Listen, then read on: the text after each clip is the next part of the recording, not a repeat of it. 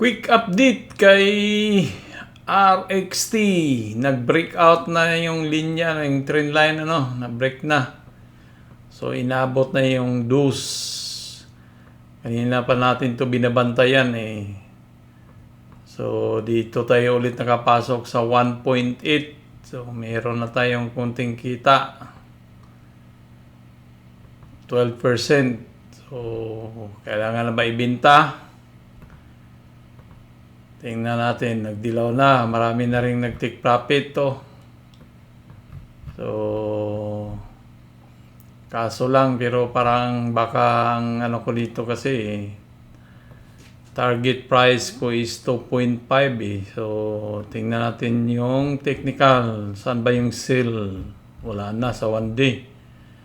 Sa 1 week, nadali na yung 1.9, 1.8, 256 na naman at saka 481.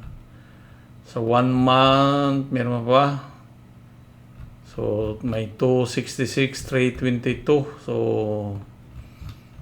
parang 2.5, medyo ano na yan. Swerte na yan kung abutin niya ngayong bago magsara ang market. 2 hours na lang, So, ito yung 2.1 dito. Ito yung pag na-break niya yung 2.1 kasi sa 4 hours sa 1 day, isang araw, wala na eh. Walang harang, So, dito siya sa 2.8 ang diretsong harang niya. Kaso, dito sa 4 hours, meron pang nasa 2.08. So, dapat 2.2 para talagang tuloy-tuloy na siya, Kailangan ma-break to niya para diretso na dito sa 2.8 or 2.5 baka mo. So, medyo maganda naman yung balita nga niya. Yung earnings nila na report kanina is bumaba siya sa estimate o expected, So, dito. So, yan, titingnan natin to kung ma-break ba niya tong 2.1 ngayong gabi na to, para bukas ay malamang diretso siya. So, nasa 48% na yung up niya, RXT, 48% nung pagbukas dito sa 135. So, kung may nakapasok ka talaga dito sa 1.35, yung pera mo kumita na ng 48%. Ganun kabilis dito sa US market.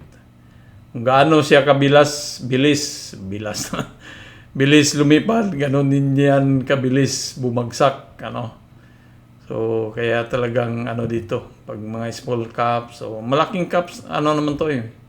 Kasi nasa 65 yata yung free float niya dito. 96 yung free float. So, tingnan natin yung yung option.